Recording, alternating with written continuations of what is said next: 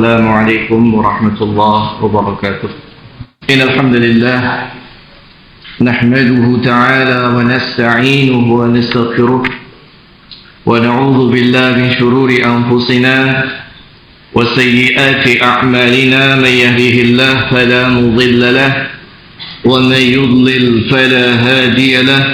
أشهد أن لا إله إلا الله وحده لا شريك له وأشهد أن محمدا عبده ورسوله صلى الله عليه وعلى آله وصحبه والتابعين وتابع التابعين ومن تبعهم بإحسان إلى يوم الدين. يا أيها الذين آمنوا اتقوا الله حق تقاته ولا تموتن إلا وأنتم مسلمون. يا أيها الناس اتقوا ربكم الذي خلقكم من نفس واحدة وخلق منها زوجها وبث منهما رجالا كثيرا ونساء واتقوا الله الذي تساءلون به والأرحام إن الله كان عليكم رقيبا. يا أيها الذين آمنوا اتقوا الله وقولوا قولا سديدا يصلح لكم أعمالكم ويغفر لكم ذنوبكم ومن يطع الله ورسوله فقد فاز فوزا عظيما. أما بعد فإن خير الكلام كلام الله وخير الهدي هدي محمد صلى الله عليه وعلى آله وسلم وشر الأمور محدثاتها فإن كل محدثة بدعة وكل بدعة ضلالة وكل ضلالة في النار. أعاذني الله وإياكم من النار. Ma'asyiral muslimin rahimani wa rahimakumullah. Pada kesempatan yang telah lalu kita sudah menyelesaikan dari tafsir surah Az-Zariyat dan kita masuk sekarang pada tafsir surah Qaf dari kitab tafsir Al-Qur'anil Azim dari Imam Abil Fida Ismail bin Umar Ibn Katsir Ad-Dimashqi Asy-Syafi'i rahimahullahu ta'ala rahmatan wasi'ah. Qala rahimahullah suratu Qaf wa hiya makkiyatun. Surah Qaf ini merupakan surah Makkiyah. Hadhihi suratu hiya awwalul hizbil mufassali 'ala sahih wa qila min al-hujurat. Surat ini merupakan awal dari Hizbul Mufassal. Jadi Al-Quran dibagi menjadi beberapa hizib, menjadi beberapa bagian, dan bagian yang paling terakhir dinamakan Al-Hizbul Mufassal yang berisi ayat-ayat pendek sesuai dengan pendapat yang sahih. Dan ada yang mengatakan bahwasanya Al-Hizbul Mufassal diawali dari surah Al-Hujurat, dari surah Al-Hujurat. Tapi yang sahih, yang masyhur dimulai dari surat Qaf. Dan Al-Hizbul Mufassal nanti dibagi menjadi 3. Ada Tuwal Mufassal, Awsat Mufassal, dan Qisar Mufassal. Mufassal yang baik panjang, yang pertengahan, dan yang paling pendek-pendeknya. Dan dinasihatkan oleh para ulama, ya, seorang yang memimpin sholat setidaknya dia memiliki hafalan, ya, Qisar Mufassal itu. Qisar Mufassal itu ya dari Al-A'la Al-Ghasyiyah sampai Nas, setengah juz dari juz amma. Jadi kalau menjadi imam di kampung, mau sholat di masjid, setidaknya Qisar Mufassal itu hafal setengah juz, gak banyak-banyak, wis. Ya, karena yang disunahkan untuk dibaca dalam sholat 5 waktu memang tidak panjang-panjang, kecuali pada beberapa momen dari Rasulullah SAW itu terkadang agak panjang. Adapun yang Awsat Mufassal, pertengahan Mufassal, itu biasanya dibaca pada sholat seperti sholat duhur, asar, ya, kadang pada sholat Isya. Adapun yang Tuwal Mufassal yang panjang-panjang dari Qaf ini biasanya dibaca pada sholat subuh atau pada sholat Jumat. Ya, Qaf ini sering dibaca dalam khutbah oleh Rasulullah SAW. Dan ikhwan fillah kembali kepada tadi, bahwasanya seorang yang sering jadi imam, maka setidaknya dia memiliki hafalan dari Qisar Mufassal, Al-A'la, Al-Ghasyiyah sampai Anas, setengah juz. Insyaallah kalau diulang-ulang itu sudah cukuplah untuk menjadi imam sholat 5 waktu di kampung masing-masing. Ya, insyaallah ta'ala. Wa amma ma yaquluhu al-'awwam innahu min 'amma fala asla lahu wa lam yaqulhu ahadun min al-ulama'il mu'tabarin fi ma na'lamu. Adapun apa yang dikatakan oleh keumuman kaum muslimin bahwasanya Hizbul Mufassal itu dari surah Amma, surat An-Naba, maka ini tidak ada landasannya dan tidak pernah dikatakan oleh seorang pun dari kalangan ulama-ulama yang mu'tabar, yang terpandang ya di dalam bidang ilmu ini. Wa dalilu ala anna hadhihi surata hiya awwalul mufassal, dan dalil bahwasanya surah ini, surah Qaf, merupakan awal dari Hizbul Mufassal, ma rawahu Abu Dawud fi sunanihi, yaitu apa yang diriwayatkan oleh Abu Dawud dalam sunannya, babu tahzibil Qur'ani, dalam bab tahzibil Quran, pembagian daripada bagian-bagian Quran. Sumaqal, kemudian beliau mengatakan haddatsana Musaddad qala haddatsana Qiran Ibnu Tamam tahwilus sanad wa haddatsana Abdullah bin Sa'id wa Abu Sa'id al-Ashaj qala haddatsana Abu Khalid Sulaiman ibn Hayyan wa hadha lafdhu an Abdullah bin Abdurrahman bin Ya'la an Uthman ibn Abdullah ibn Aus an jaddi qala Abdullah bin Sa'id qala hadatsani Aus bin Hudzaifah thumma ittafaqa qala. Telah diceritakan oleh Aus bin Hudzaifah, qadimna ala Rasulillah sallallahu alaihi wasallam fi wafdi Thaqif. Kami pernah datang ya menemui Rasul sallallahu alaihi wasallam ya sebagai utusan Bani Thaqif. Qala fa nazalat al-ahlaf ala al-Mughirah bin Syu'bah. Wa anzala Rasulullah sallallahu alaihi wasallam Bani Malik fi qubatin lahu. Maka turunlah beberapa perkara atas Mughirah bin Syu'bah, pada perkaranya Mughirah bin Syu'bah, dan Rasulullah SAW singgah di Bani Malik ya, di tenda yang dimiliki ya oleh Bani Malik. Qala Musaddad wa kana fil wafdi alladhi qadamu ala Rasulullah SAW min Thaqif. Dan saat itu di dalam utusan yang datang atas Rasulullah SAW dari Bani Thaqif mengatakan, kana Rasulullah kulla lailatin yatina ba'da al-isya yuhaddithuna, bahwasanya Rasulullah SAW di setiap malam ba'da al-isya itu yuhaddithuna, menyampaikan ayat atau hadis kepada kami. Jadi terkadang Rasulullah menyampaikan ta'limnya ba'da al-isya, ya, menyampaikan ayat yang baru turun dan juga hadis-hadis dari beliau sallallahu alaihi wasallam terkadang ba'da al-isya. Qala Abu Sa'id qa'iman ala rijlaihi hatta yurawiha baina rijlaihi min tulil qiyam. Maka kata Abu Sa'id, beliau berdiri di atas kedua kakinya sampai-sampai ya kaki beliau itu bengkak karena panjangnya berdiri saat salat. Fa'akhara ma yuhadithu Nabi sallallahu alaihi wasallam ma laqiya min qaumi Quraisy.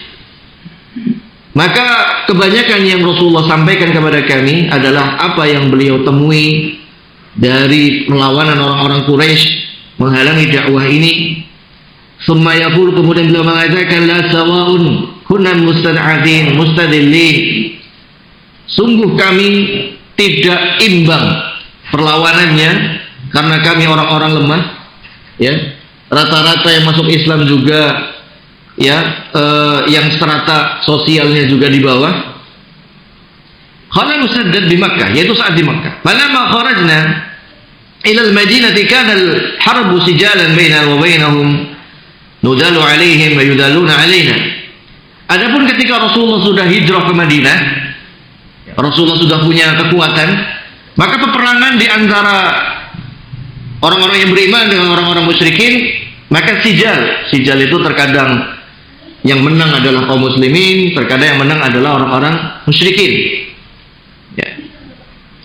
Falamma kanat lailata abta'an sallallahu alaihi wasallam 'anil waqti alladhi kana ya'tina fi.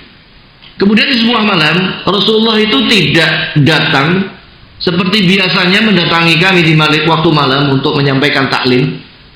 Wa qulna laqad abta 'alaina lailah. Maka sungguh Rasulullah SAW pada hari ini itu tidak mengajar kepada kita. Qala innahu tara 'alayya hizbi min al-Qur'an fakarihu an aji hatta atimmahu. Sungguh Rasulullah itu telah menyampaikan kepadaku Al-Quran, telah membacakan kepada sahabat Al-Quran beberapa hizb dari Al-Quran, dan aku tidak suka ya jika aku datang kemudian tidak menyelesaikan ya dari bacaan Rasulullah tersebut. Qala Aus sa'altu ashab Rasulullah sallallahu alaihi wasallam kaifa yuhzabun Al-Quran. Maka aku bertanya kepada para sahabat Rasul, bagaimana Al-Quran itu dibagi-bagi? Hizbnya itu menjadi berapa? Qalu 3 wa 5 wa 7 wa 9 wa 11 wa 13 wa hizbul mufassal wahdah. Ya. Sahabat mengatakan Al-Quran itu ya dibagi menjadi 3 atau 5 atau 7 atau 9 atau 11 atau 13, dan hizbul mufassal adalah salah satu di antaranya. Demikian diriwayatkan oleh Ibnu Majah dari Abi Bakar bin Abi Syaibah dari Abi Khalid Al-Ahmar, diriwayatkan pula oleh Imam Ahmad dari Abdurrahman bin Mahdi dari Abdurrahman bin Abdurrahman dari Abdullah bin Abdurrahman Ibnu Ya'la At-Taifi dengan riwayat yang sama.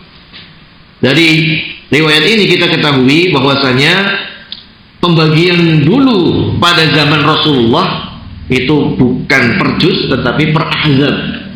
Ya, ahzab. Jadi Al-Qur'an itu dibagi menjadi 3 atau menjadi 5, menjadi 7, menjadi 9, yang ganjil-ganjil 11 atau 13. Dan hizbul mufassal yang diawali dari surat Qaf ini adalah salah satu hizbnya. Ya, hizbnya. Makanya kalau dulu ditanya sudah berapa hizb? Ya. Kalau di Indonesia itu ma'rufnya kalau orang punya hafalan akan ditanya apa? Ya, kam juz'an hafidta? Berapa juz kamu sudah menghafal? Ditanya berapa juz, ya kan? Tapi kalau di negara yang lain biasanya ditanya adalah kam hizban, berapa hizb? Kamu sudah berapa hizb? Hafalannya sudah berapa hizb? Dari hadis ini pula bahwasanya waktu malam adalah waktu yang sangat tepat untuk membaca atau untuk belajar dan mengajarkan Al-Quran. Ba'dal Isya atau pertengahan malam atau menjelang fajar adalah waktu yang sangat tepat untuk belajar dan mengajarkan Al-Quran. Sangat tepat. Ya, karena Rasulullah SAW tadi mengajarkan kaum muslimin diantaranya adalah ba'dal isya, setiap hari mengajarkan Al-Quran. Kemudian idza ulima hadha fa idza adadta 48 suratan falladhi ba'dahunna suratul Qaf. Kalau diketahui ya, engkau di sini dihitung 48 surat, maka surat yang setelahnya adalah surah Qaf.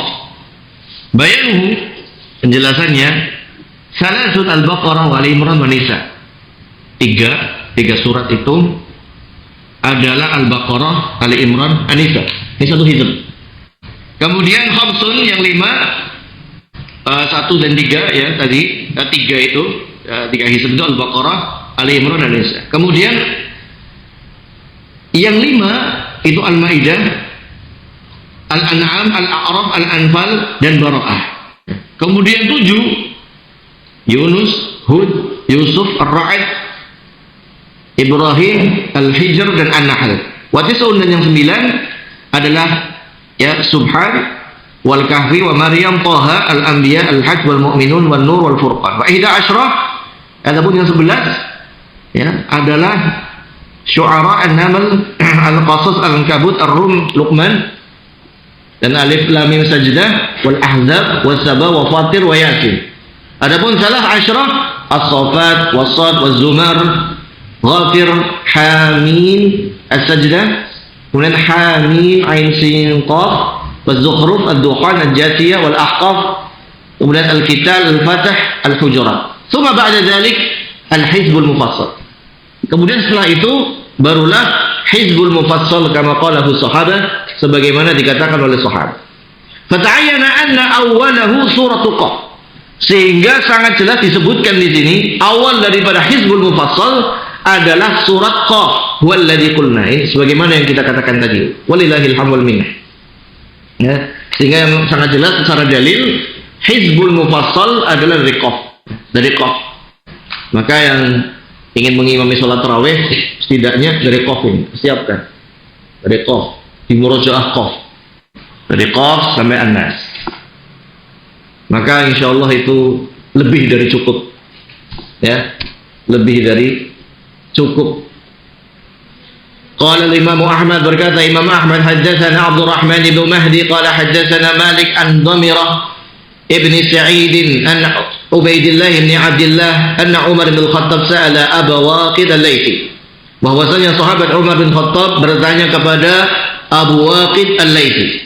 Maka Rasulullah SAW yaqra'u fil Eid, apa yang biasa dibaca oleh Rasulullah SAW dalam salat Eid? Qala biqaf waqtarabat, ya, yaitu surat Qaf dan surah Iqtarabat, Tarabat as-sa'ah. Warahu Muslim, diriwayatkan oleh Imam Muslim Ahlus Sunan yang 4 min hadithi Malik bihi.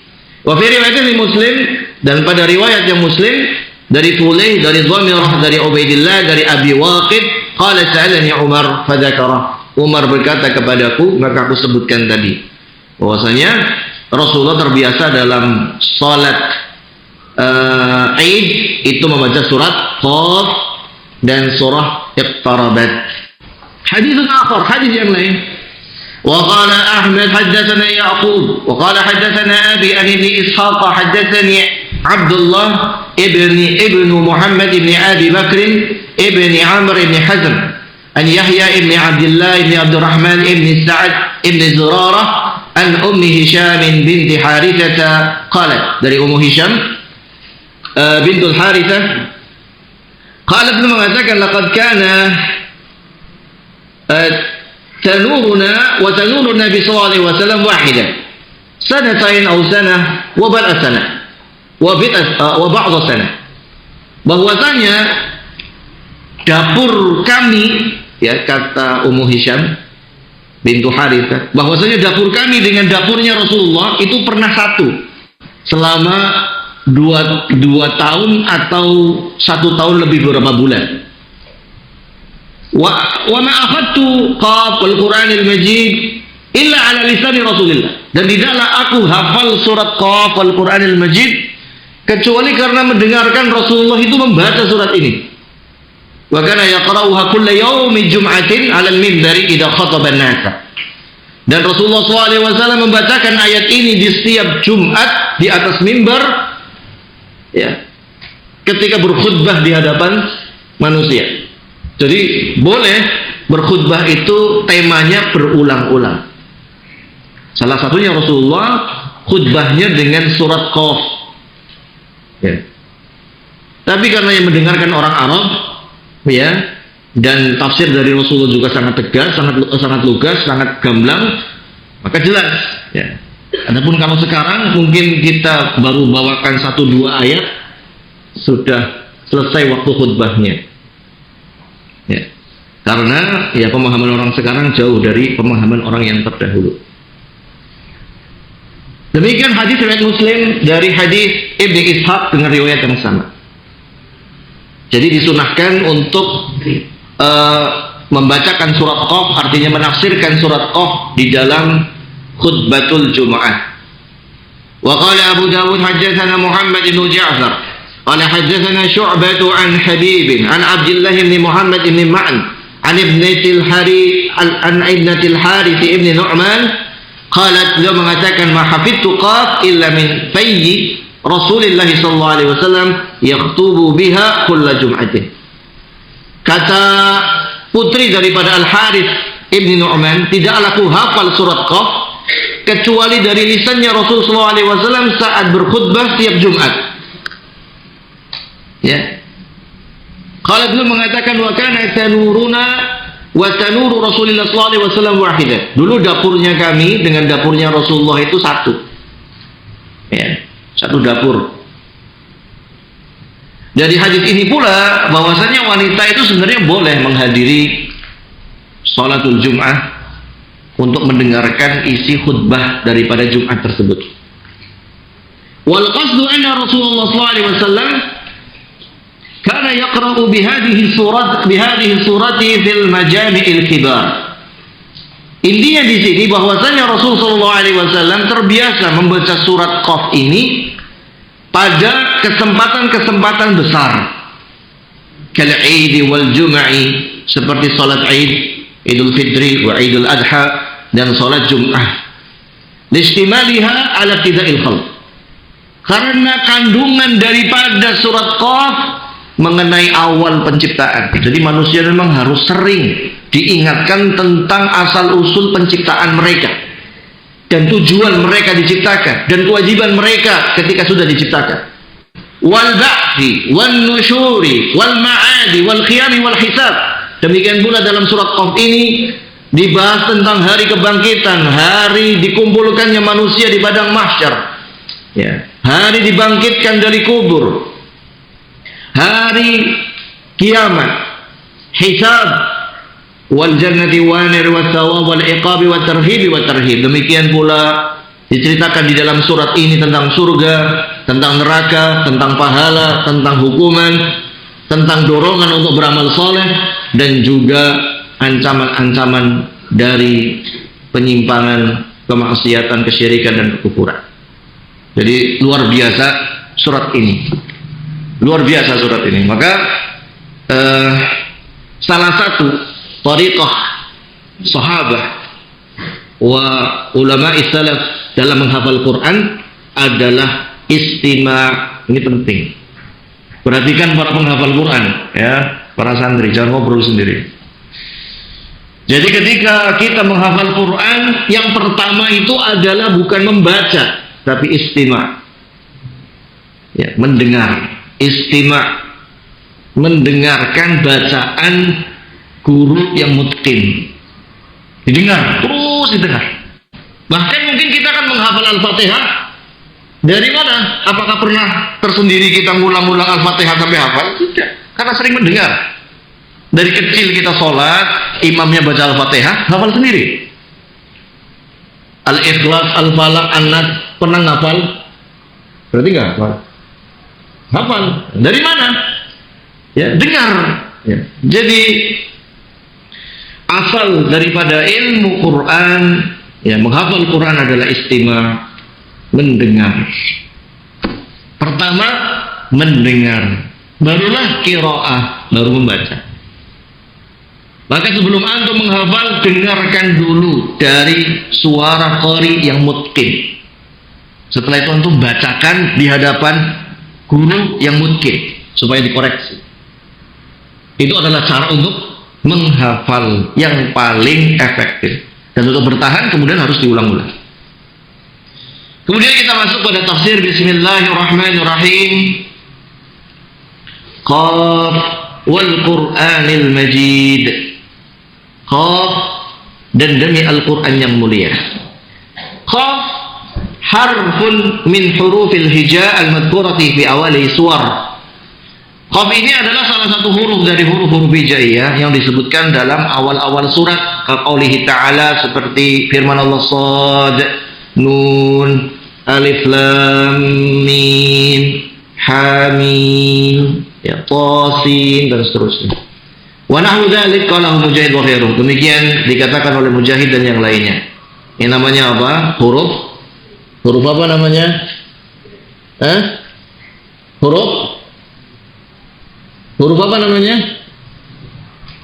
Surat-surat yang diawali dengan huruf namanya huruf muqatta'ah. Namanya huruf muqatta'ah yang mengawali surat dengan huruf-huruf hijaiyah. Ya, kalau di Al-Baqarah diterangkan oleh Ibnu Katsir penafsiran sekian ulama tentang masalah ini. Tetapi intinya dari sekian banyak penafsiran, intinya sepakat bahwasanya huruf yang mengawali daripada Al-Quran di beberapa surat itu pasti ada hikmahnya. Pasti ada hikmahnya. Terlepas perbedaan pendapat penafsiran para ulama. Misalkan alif lam mim, ada yang menafsirkan anallahu a'lam, aku Allah adalah yang maha mengetahui. Ada yang menafsirkan dengan penafsiran yang lain. Ya. Adapun Ibnu Katsir ini hikmahnya di sisi Allah Subhanahu wa taala, maknanya di sisi Allah. Adapun hikmahnya adalah beberapa. Yang pertama untuk menguji keimanan kita. Kemudian tanbih lisami'in sebagai bentuk peringatan, pembukaan peringatan bagi orang-orang yang mendengar. Ya, karena orang Arab, orang yang fasih ketika misal qaf, mereka akan apa ini? Kok dibacanya qaf? Apa maksudnya? Kemudian baru disebutkan wal Qur'anil Majid, demi Al-Qur'an yang mulia. Jadi seperti tanbih, seperti alarm untuk mengingatkan akan ada dibacakan Al-Qur'an yang memiliki hikmah yang sangat tinggi. Ya. Dan ada penafsiran yang lain, misalkan Yasin, ada yang menafsirkan Yasin adalah nama panggilan Rasul. Yasin, wahai Yasin, wahai Nabi Muhammad. Ya, ada, makanya ada yang mengatakan, ya di antara Ibnu Katsir menukilkan Yasin itu di antara nama Rasulullah SAW. Walaupun ini sifatnya penafsiran yang mursal, bukan dari Al-Quran atau hadis. Makanya ulama berbeda pendapat tentang itu. Ya. Waqad asrarna al-kalama 'alaiha fi awal surat Al-Baqarah bima aghna 'an i'adatih. Telah kita lewat pembahasannya dalam awal surat Al-Baqarah sehingga tidak usah diulang ya, karena kita mulai dari belakang, jadi belum bagi kita ya. Tapi insyaallah nanti juga semoga Allah beri taufik kepada kita untuk ya menyelesaikan kitab ini. Wa qad ruwiya an ba'd salafi annahum qalu, diriwayatkan oleh sebagian salaf mereka mengatakan qaf jabalun muhitun bi jami'il ardi yuqalu lahu jabalu qaf. Ada ahli tafsir yang mengatakan qaf adalah gunung yang melingkari seluruh permukaan bumi, dinamakan gunung Qaf. Karena hadza wallahu a'lam min khurafati Bani Israil. Tetapi ini kata Ibnu Katsir, perhatikan, sepertinya ini adalah khurafatnya Bani Israil. Jadi bukan hanya sekedar Israiliyat. Ya. Kalau beliau mengatakan wahada minal Israiliyat, berarti boleh diceritakan. Artinya boleh kita sebagai cerita itu boleh.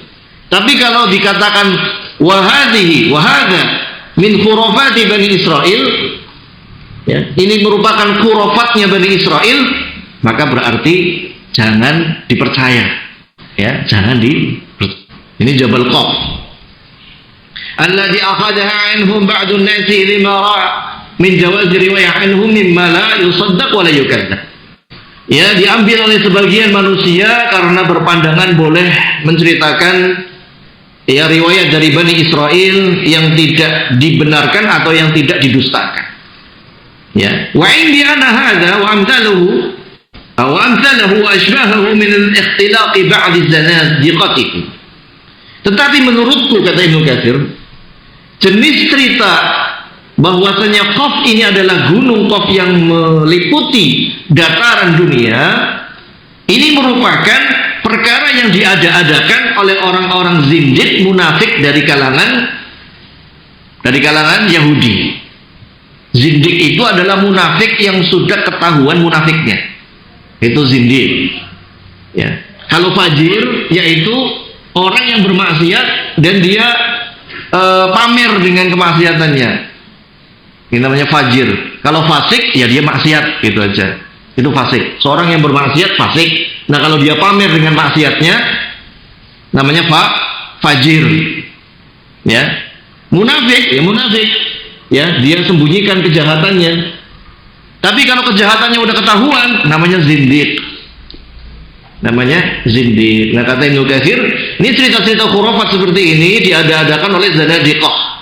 Yulabbisuna bihi 'alan nas amra dinihim, untuk ya memperancuh urusan agama mereka, urusan agama yang ada di manusia, sehingga tercampurlah akidah yang benar, yang murni, tercampur dengan khurafat. Dan dari dulu perusak agama ini khurafat, TBC, ya, tahayul, bid'ah, dan khurafat. Sayangnya yang dulu mengingatkan ini sekarang sudah nggak pernah mengingatkan TBC. Waktu saya kecil ada sekelompok ya yang sangat getol mengingatkan bahaya TBC, tahayul, bid'ah, dan khurafat. Sayangnya sekarang sudah ibaratnya apa nih? Ya sudah melempem lah. Ya, toplesnya kebuka kelamaan, terlalu toleran, akhirnya melempem kerupuknya. Ya.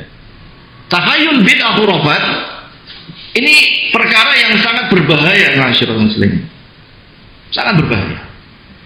Tahayul, bid'ah, khurafat inilah yang merusak agama Yahudi, agama Nasrani, dan juga agama Islam.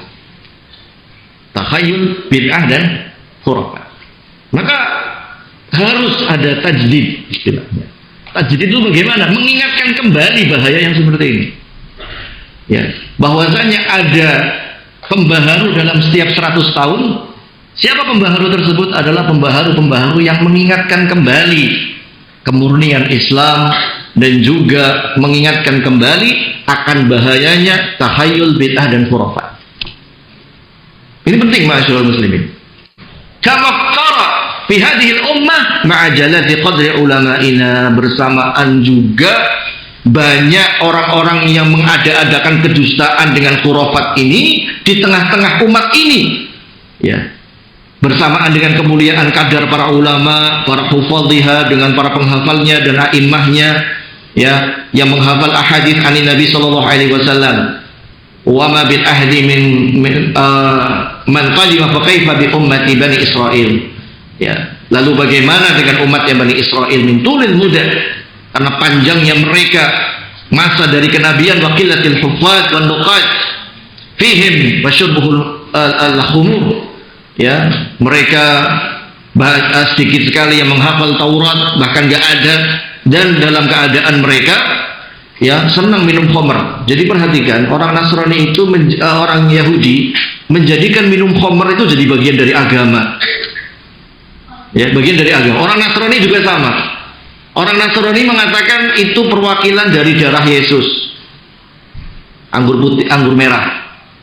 Orang Yahudi ya itu merupakan, katanya adalah minuman dari surga. Sehingga Yahudi Ortodoks itu setiap malam wajib minum anggur merah. Bayangin, wajib, mabok wajib. Allahu Akbar. Inilah bid'ah. Kalau orang mabok, dia bukan karena kebid'ahan, dia sadar, saya mabok, tapi saya tahu saya dosa, saya maksiat. Tapi kalau maboknya pakai bid'ah, nganggapnya ibadah. Seperti pernah ada di Jawa Timur, orang ketangkep nyabu, nyimeng. Alasannya apa? Supaya kuat zikirnya. Inilah bahaya bid'ah. Kalau orang nyabu, orang nyimeng, orang apa? Ngefly, mabok, kemudian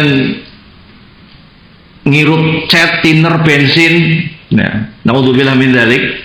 Mereka tahu dia lagi maksiat, dosa. Makanya umpet-umpetan. Ya. Atau sekarang yang lagi heboh gas tawa, apa namanya? Ya gas pink itu yang untuk supaya ketawa. Mereka sembunyi karena tahu itu maksiat. Ketahuan tangkap polisi. Tetapi yang bahaya itu adalah ketika orang bermaksiat atas nama ibadah. Nah, ini yang paling bahaya. Paling bahaya adalah orang maksiat atas nama ibadah. Mohon maaf, melecehkan, ya, melecehkan wanita atas nama tabarruk, ngalah berkah, pelatihan pernikahan. Itu kan nyata terjadi. Nyata terjadi. Jadi kemaksiatan atas nama agama ini yang lebih jahat sejahat-jahatnya. Inilah yang merusak agama. Para pemabuk, para ahli maksiat, mereka tidak merusak agama. Yang mereka rusak adalah dirinya. Tapi ketika mereka bermaksiat atas nama agama, yang dirusak itu agama, umat, dan kepercayaan umat. Sehingga ma'asyiral muslimin rahimani wa rahimakumullah, kita ingatkan sekali lagi bahwasanya maksiat adalah maksiat. Kalau dilakukan oleh seseorang ya dosanya bagi dia. Tetapi kalau atas nama agama, ini yang repot. Ya, banyak kasus-kasus yang terjadi seperti itu. Ya, dulu waktu saya masih sekolah ada seorang yang dikenal tokoh agama, tapi kemudian minum khamr di diskotik. Ya. Kalau dia ya mengaku berdosa, selesai. Ya. Tapi ketika dia mengatakan tingkatan dia itu kalau minum khamr, misalkan khamr nih, kalau sampai mulut dia itu jadi apa? Jadi sirup atau jadi air putih. Ini kan jadi kebid'ahan akhirnya. Ini menyesatkan umat. Ya bilang saja kalau dia mabuk, maksiat, ya istighfar, taubat pada Allah, selesai. Tapi nggak usah dibawa-bawa. Ini saya itu kalau minum nanti jadi air putih atau jadi susu. Nah itu yang jadi masalah. Itulah yang merusak agama dari dalam, ma'asyiral muslimin. Itu yang merusak. Ya. Bayangin berarti orang tertentu bisa keluar dari syariat karena tingkatannya sudah melampaui syariat. Nah ini yang berbahaya. Lepas dari syariat, ya, padahal syariat itulah aturan dari Allah dan Rasulnya yang sangat suci. Jadi tolonglah maksiat yang maksiat saja. Artinya bukan nyuruh maksiat. Maksudnya kalau sudah lanjur maksiat, yo istighfar, taubat, sudah seperti itu. Nggak usah membela diri, mengatasnamakan ya korupsi ketika diwawancarai. Saya itu sedang li'ila kalimatillah, untuk meninggikan kalimat Allah, sedang berjuang fisabilillah. Korupsi kok berjuang fisabilillah, bagaimana? Sih nggak usah bawa-bawa. Kalau sudah korupsi ya sudah, korupsi selesai. Tub ilallah, bertobat, nggak usah bawa-bawa ayat untuk membela diri. Ya. Yang seperti inilah ma'asyiral muslimin yang sebenarnya tidak terasa menggerogoti Islam itu dari dalam. Dari dalam. Jadi maksiat, ya maksiat. Ya, jangan membela diri kemudian membuat sebuah kebid'ahan. Karena tadi khurafat itulah yang membuat cedera Islam. Ada satu kritik dari orang-orang orientalis, orang-orang barat sana. Itu orang-orang barat yang meneliti menjadikan Islam atau budaya timur, budaya Islam itu sebagai orientasi penelitian mereka. Hanya dikenal sebagai kaum orientalis. Ya. Salah satu yang membuat lemahnya kaum muslimin di zaman pertengahan sampai sekarang adalah tercampurnya khurafat di dalam ya tradisi ilmu. Ya, tradisi ilmu. Padahal keilmuan Islam di abad pertengahan sampai ke zamannya Rasul itu keemasan ilmu pengetahuan. Berkembangnya ilmu yang begitu luar biasa. Ya, begitu luar biasa. Tetapi ketika muncul para qasas, para tukang cerita, tukang ngibul, tetapi mereka memakai jubah dan sorban seolah-olah mereka adalah ulama, itulah yang jadi masalah. Munculnya hadis palsu, hadis dhaif, hadis maudhu', itu dari situ. Dari tukang-tukang cerita yang dikasih panggung untuk ceramah. Ini yang paling berbahaya. Ya, kalau kita klik di medsos saja, khurafat gitu, itu macam-macam. Ada yang katanya punya nomor teleponnya malaikat lah. Kayaknya perlu dibawa ke Magelang. Dalam akidah itu apa? Marabbuk, Rabbi Allah, man nabiyuk Muhammad, wa madinuk Islam. Selesai itu. Jawaban baku. Nggak boleh untuk permainan. Ini ngajarkan kesesatan. Ngajarkan kesesatan. Ini urusannya nanti surga neraka masalahnya. Ditanya marabbuk, kok jawabannya suruh tadi nyebut. Ini masyaallah muslimin. Ya. Belum yang lainnya. Ada yang bisa Ya terbang ke langit, Mi'raj 70 kali dalam satu malam, nggak masuk akal. Ada yang bisa naik pesawat 1000 kali dalam satu hari, nggak masuk akal. Ya. Jadi itulah yang merusak agama. Dan sayangnya itulah yang dikasih panggung. Karena seru, kayak dongeng. Apalagi orang Indonesia kan senang didongengi. Ya. Senang didongeng itu senang, seru. Gitu ya. Makanya di Indonesia kan keseniannya rata-rata wayang, yang isinya cerita-cerita dongeng. Kenapa? Memang senang didongengi kita itu. Apalagi dongengnya yang aneh-aneh. Ya. Dongengnya yang aneh-aneh. Nyangkul jadi emas, ya. Pasir jadi beras, ya semacam. Demikian mungkin dikumandangkan adzan terlebih dahulu. Allah Ta'ala a'lam bishawab. Fadhal barakallahu fikum. Ikhwan fillah azakumullah. Kemudian Ibnu Katsir mengatakan, wa inna ma abaha syari'u ar-riwayata anhum fi qawli hadithu an bani Israil wa la haraj fi ma qad yajuzuhu al-aqlu. Hanyalah yang dibolehkan oleh syariat ini meriwayatkan dari mereka, menceritakan dari mereka dalam hadis, ceritakanlah dari Bani Israil, nggak usah ragu, adalah pada perkara yang yajuzuhul aqlu, yang masuk akal. Padahal terkadang orang-orang yang menyampaikan khurafat itu adalah orang-orang yang menggeluti ilmu mantik. Padahal dalam ilmu mantik itu kan ada jawazul aqli, ada mumtani'ul aqli, ada wujubul aqli. Artinya yang ada sesuatu yang masuk akal, ada sesuatu yang tidak mungkin secara akal, ada yang wajib secara akal, dan seterusnya. Ilmu-ilmu mantik seperti itu ya, ilmu filsafat. Yang anehnya kadang ya, khurafat itu justru muncul dari orang-orang yang belajar ilmu mantik. Seharusnya secara mantik saja sudah salah. Ya, sudah salah. Karena apa yang diceritakan ya mumtani'ul aqli, tidak masuk akal. Ya, tidak masuk akal. Ya. Banyak ya cerita-cerita khurafat yang sebenarnya saringan akal saja sudah selesai. Nggak bisa. Nanti alasannya loh, ini kan karomah. Karomah itu kan khawarikul adah, yang keluar dari kebiasaan. Nah, keluar dari kebiasaan tetapi bukan keluar dari akal. Terbelah bulan masuk akal, Allah Maha mampu kok. Terbelahnya lautan masuk akal kok, ya kan? Bukan sesuatu yang mustahil secara akal. Beda dengan khurafat, ya. Beda dengan khurafat. Kita sepintas saja itu akan melihat, ya, ini secara akal tidak mungkin. Ya. Secara akal tidak mungkin. Contoh misalkan, seorang mengaku Isra 70 kali dalam satu malam. Rasulullah saja itu cuma 1 kali seumur hidup kok. Ini Rasulullah. Rasulullah Isra Mi'rajnya itu seumur hidup sekali. Nah ini ada yang setiap hari 70 kali. Tidak masuk akal, coret. Selesai. Nggak usah ngomong-ngomong karomah, itu sudah tidak masuk akal. Ini sudah melampaui Rasulullah, coret. Ya. Akal dipakai. Makanya kadang orang kalau sudah syirik itu akalnya hilang. Akalnya hilang. Wa amma bima tahiluhul uqul, adapun yang bertentangan dengan akal manusia, wa yuhkamu alaihi bil butlan, dan jelas kebatilannya, wa yaghlibu ala dzunun kadbu, dan juga dalam benak itu kayaknya dusta ini.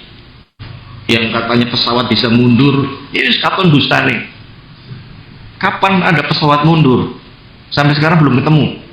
Pesawat mundur, tiba-tiba begitu. Bisa mundurin pesawat. Kan udah nggak masuk akal. Akal sekarang belum masuk, nggak tahu ke depan. Tapi kan ceritanya kemarin. Berarti kan yang pakai akalnya itu akal sekarang. Ya. Jadi falaisa min hada min qabil. Ya, belum, tidak bisa diterima pada zaman sekarang ini. Karena yang namanya kedustaan itu singkat. Ya. Sumbu pendek, pasti ketahuan dustanya. Wallahu a'lam, kata para ulama, kata Ibnu Katsir, wallahu a'lam, Allah yang maha tahu. Tetapi khurafat itu sebenarnya tidak banyak ilmu untuk mengingkarinya. Cukup akal sehat itu sudah cukup untuk mengingkarinya. Beda dengan mukjizat, beda dengan karomah. Allah datangkan mukjizat atau karomah, mukjizat bagi Nabi, karomah bagi para wali, ma'unah bagi para hamba-hamba Allah yang soleh. Allah datangkan dan Allah tidak akan menyelisihi sunnatullahnya. Ya, Allah tidak akan menyelisihi sunnatullahnya. Ya, contoh mukjizat Nabi Ibrahim, ya, saat mau dibakar Allah sampaikan kuni barda wa salama, wahai api jadilah engkau dingin dan menyelamatkan. Ya. Dan rupanya memang dalam syariat ada api yang dingin, ada yang api yang panas. Dalam neraka ini ada yang api yang panas, ada api yang dingin. Masuk akal selesai. Ya. Rasulullah membelah bulan. Benda apapun bisa dibelah. Masuk akal. Ya. Sehingga ikhwan fillah azakumullah, sesuatu mukjizat walaupun keluar dari adat, tetapi tidak akan bertentangan dengan sunnatullah itu sendiri. Tidak akan bertentangan dengan ya apa yang sudah Allah tetapkan. Sehingga tidak mungkin ya Allah berikan karomah ya kepada orang yang berdusta, orang yang dia tidak sholat, nggak mungkin diberikan kepada itu, karena karomah itu hanya diberikan kepada wali-wali Allah. Salah satu contoh karomah itu, kalau kita mau ambil contoh, itu Umar bin Khattab. Umar bin Khattab itu kalau lewat setan lari semua, itu karomah. Ya. Umar bin Khattab itu ngalahkan 100 orang, itu karomah, dan itu memang nyata. Disaksikan oleh penduduk Quraisy, melawan 100 orang tumbang semua. Ya. Ya, mengalahkan 100 orang. Itu karomah. Kemudian banyak kisah-kisah karomah, dan karomah yang paling karomah itu adalah ilmu ya, dan takwa. Jadi karomah yang paling karomah itu adalah takwa. Inna akramakum indallahi atqakum. Sesungguhnya karomah yang paling karomah adalah takwa. Ketika orang itu bisa menjalankan perintah Allah, menjauhi larangan Allah, itulah karomah. Enggak semua orang bisa menjalankan perintah Allah, menjauhi larangan Allah. Maka kata Imam Syafi'i, "Lau ra'aita rajulan yusalli 'alal ma'wil hawa fala tusaddiqhu." Kalau engkau melihat orang itu sholat di atas air atau di atas udara, enggak usah langsung percaya. Sampai kita lihat dia sesuai sunnah atau tidak. Orangnya itu rajin sholat apa enggak. Kalau orang enggak pernah sholat, wudhu aja enggak pernah, tiba-tiba ngaku karomah, sudah pasti dustanya, pasti dosa. Enggak usah 90%, 100% dia dusta. Ya, 100% dia dusta. Orang enggak pernah sholat, ya, tiba-tiba katanya karomah, enggak mungkin. Tidak mungkin. Tapi bisa ajaib. Wah, itu sihir jin, biasalah, gampang aja gitu. Itu sihir jin. Dianya melakukan sihir atau dia ditipu sama jin. Ya. Jadi ikhwan fillah azakumullah, enggak ada ya seorang yang pamer dengan karomah. Dia sendiri tidak tahu akan dapat karomah. Nabi sendiri awal itu ya tidak tahu mau dibelahkan lautan Nabi Musa, mau dibelah rembulan bagi Nabi Muhammad, awalnya tidak tahu sampai Allah perintahkan. Ya. Ikhwan fillah azakumullah, ya, sekali lagi apa yang diingatkan oleh Ibnu Katsir, bahwasanya rusaknya agama Yahudi, agama Nasrani adalah khurafat dan iftira, kedustaan, cerita-cerita palsu yang diatasnamakan agama. Kalau kita belajar ilmu mustalah, asal usul hadis palsu itu dari mana coba? Ada 3. Orang yang memalsukan hadis itu rata-rata 3. Yang pertama adalah qussos, tukang cerita.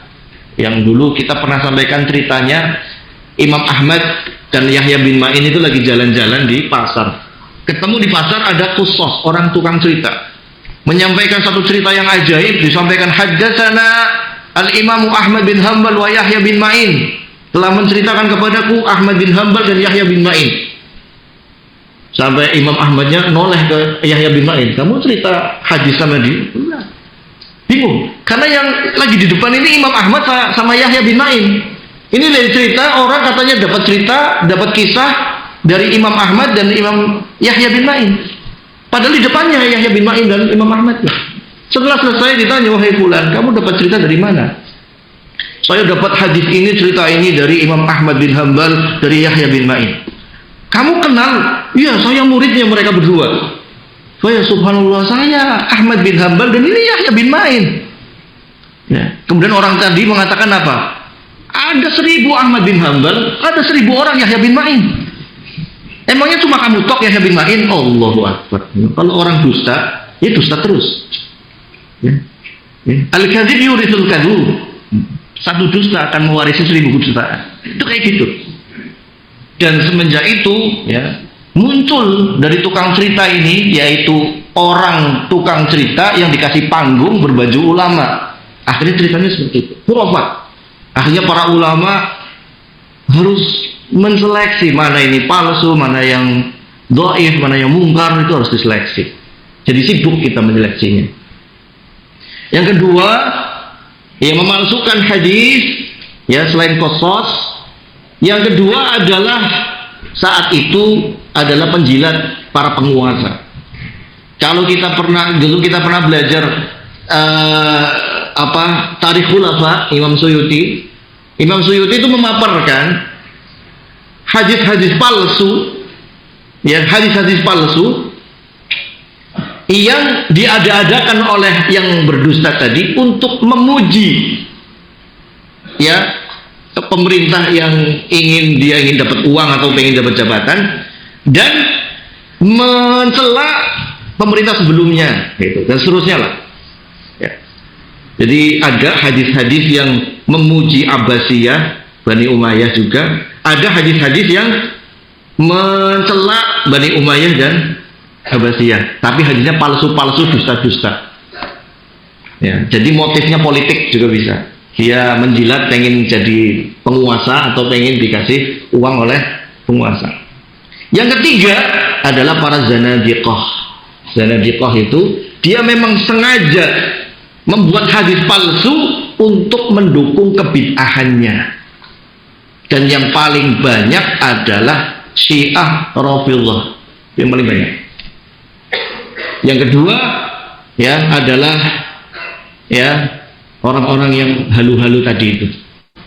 Biasanya hadis-hadis yang seperti itu, ya, kata para ulama, sehingga kalau ada riwayat dari sebuah ahlul bidah kemudian menyokong kebid'ahannya, riwayatnya tertolak. Nah, riwayatnya tertolak. Misalkan ada orang Syiah nyampaikan hadis, tapi kok di situ seperti mendukung tentang amaliyah orang Syiah, ya itu sudah, ini hadisnya dipertanyakan. Ada sebuah hadis, kok mendukung amaliyahnya orang Khawarij, maka hadisnya dipertanyakan. Ya. Nah, 3 golongan inilah yang membuat hadis-hadis palsu tersebar sampai sekarang. Ya, sampai sekarang. Ya. Sehingga hati-hati masyaallah muslimin, ada orang yang rajin ibadah, ya. Ada satu kisah itu, orang lihat, mungkin niatnya baik, masyarakat banyak orang yang tidak sholat. Akhirnya dia punya ide untuk memalsukan hadis tentang keutamaan sholat. Tapi akhirnya hadisnya aneh-aneh. Ya. Dia memalsukan hadis untuk menyemangati orang sholat, tapi dia berdusta atas nama Rasulullah SAW. Man kadzaba alayya muta'ammidan falyatabawwa maq'adahu minan nar. Barang siapa yang berdusta atas namaku dengan sengaja, persiapkanlah tempat duduknya di neraka. Maka kita jangan sampai mengatasnamakan Rasulullah, jangan sampai mengatasnamakan Allah, kecuali yang sudah jelas, Al-Quran atau dalam sunnah Rasulullah Sallallahu Alaihi Wasallam. Demikian, ya, semoga bermanfaat bagi kita semuanya, ma'asyiral muslimin. Dan apa yang tadi saya sampaikan adalah amanah ilmiah yang perlu disampaikan, dan contoh-contoh tersebut juga tersebar, bukan merupakan ghibah. Itu harus kita luruskan, yaitu kasihan masyarakat, kasihan umat, dan sekali lagi harus mengingatkan kembali bahayanya takhayul, ya, bid'ah dan khurafat. Ya, dibangkitkan lagi itu peringatan itu. Hati-hati dari takhayul, bid'ah dan khurafat. Karena itu yang merusak agama dari dalam. Yang merusak agama dari orang Islam itu sendiri. Ya. Nasallallahu alaihi wasallam wal afiyah. Ya, wa nasallallahu al jannah wa na'udzubillah minan nar. Wa na'udzubillah minan nar. Semoga Allah Subhanahu wa taala mengumpulkan kita di dalam surganya dan menjauhkan dari nerakanya. Semoga kita dikumpulkan semuanya bersama Nabi Muhammad SAW, Abu Bakar, Umar, Utsman dan Ali dan seluruh sahabat ridwanullah alaihim ajma'in fi jannatil firdaus. Amin ya rabbal alamin. Wa sallallahu ala sayyidina Muhammad wa ala alihi wa sahbihi wa sallam. Subhanakallahumma rabbana hamdika asyhadu an la ilaha illa anta astaghfiruka wa atubu ilaik. Wassalamu alaikum warahmatullahi wabarakatuh.